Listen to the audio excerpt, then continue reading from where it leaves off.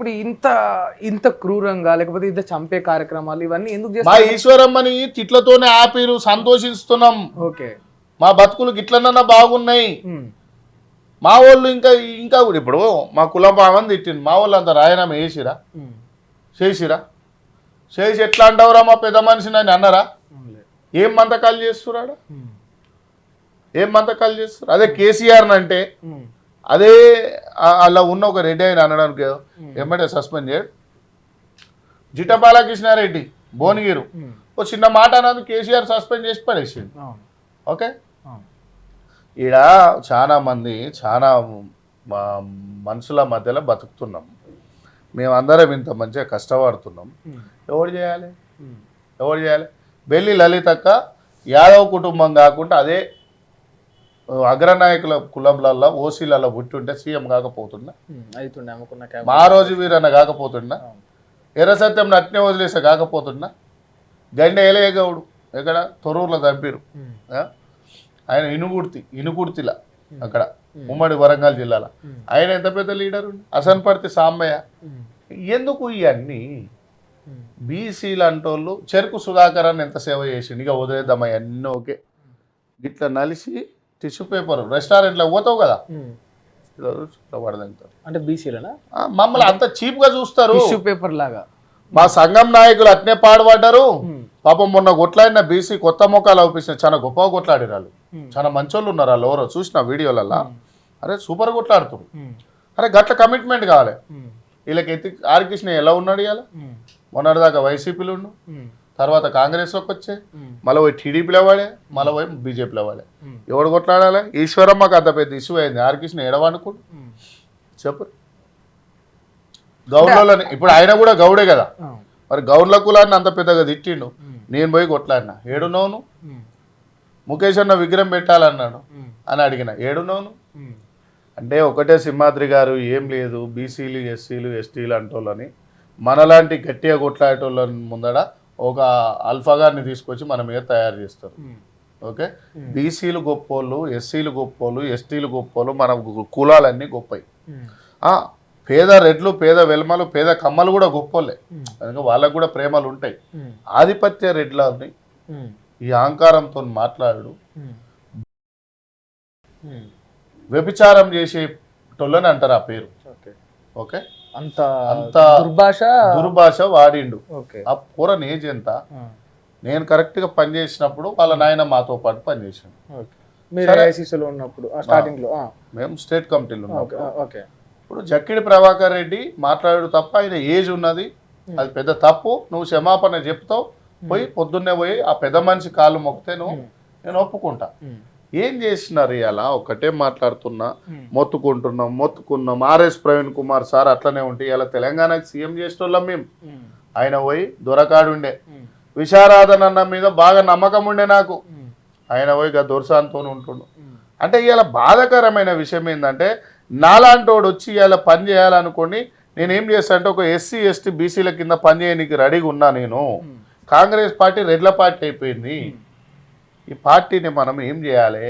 ఎంత కష్టపడుతున్నాం. మేము రాహుల్ గాంధీని చూసి వచ్చినాం, రేవంత్ అన్ననో ఇంకో అన్ననో చూసి రాలే. మేము రాహుల్ గాంధీని చూసి వచ్చినాం. ఏమో ఈ ఇంటర్వ్యూ తర్వాత నన్ను కూడా సస్పెండ్ చేయాలని ఆడేమన్నా కేసీ వేణుగోపాల్కి ఏమైనా చెప్తారేమో. ఓకే, సస్పెండ్ చేస్తే I'm happy.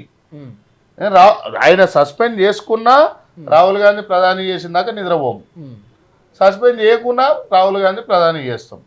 Me aim, me goal అది అంతే.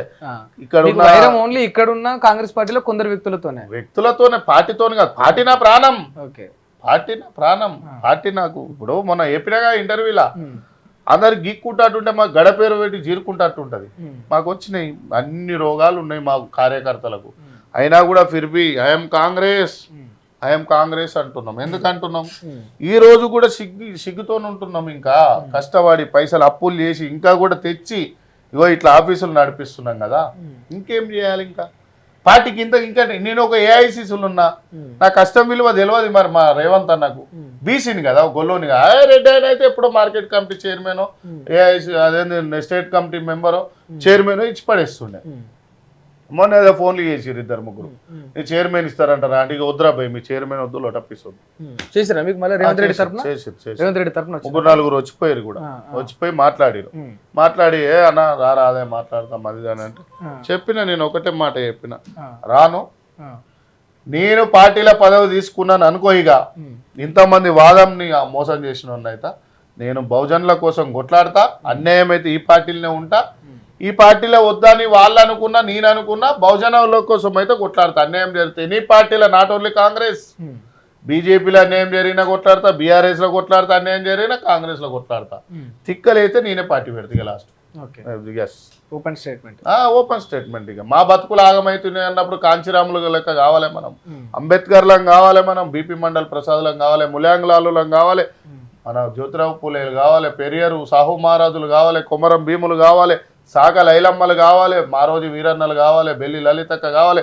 సాంబ శివుడు కావాలి గండి ఐలయ్య కావాలి అసన్పార్తి సాంబయ్య కావాలి 100% ఈ దేశానికి నిలబడాలి ఈ రాజ్యానికి మా బహుజనుల జాతుల కోసం గర్జించాలి అరే అందరి ఇంటి కోసం బతికి చచ్చిపోతారబ్బా నేను చరిత్ర కోసం చచ్చిపోతా ఏముంటుంది బహుజనులు ఎస్సీ ఎస్టీ బీసీల కోసం గలమై తిరుగుతా తెలంగాణలో రణమై వస్తా అందరి కోసం ఏ నియోజకవర్గంలో మా వాట ఎంత మా సీట్లు ఎంత అనే దాని మీద కొట్లాడతా నువ్వు నన్ను అరెస్ట్ చేసుకుంటావా సస్పెండ్ చేసుకుంటావా ఇవాళ జరిగిన నా బిడ్డ ఈశ్వరమ్మకు నా గౌన్లకు కులాన్ని తిట్టినందుకు రేపు నా కుమ్మరోళ్ళని తిడతావు నా కమ్మరోళ్ళని తిడతావు నా అసోళ్ళని తిడతావు నా నేతకానోళ్ళని తిడతావు నా మాలల్ని తిడతావు నా మాదిగల్ని తిడతావు నా గోండ్లను తిడతావు నా ఆదివాసులను తిడతావు నా లంబాడీలను తిడతావు నా పద్మశాలీలను తిడతావు 300 కాపులను తిడతావు ఉన్న కులాలందరినీ తిడతావు మందులొల్లని తిడతావు పెరికొల్లని తిడతావు సాకలొల్లని తిడతావు కుమ్మరోళ్ళని తిడతావు మీకు తిట్టుడే మేము పడుడే అంటే ఇక్కడ ఇనేది లేదు బిడ్డ గలం ఎత్తుతాం నీ ఓట్లు ఎంత నియోజకవర్గానికి 5,000 ఉన్నాయి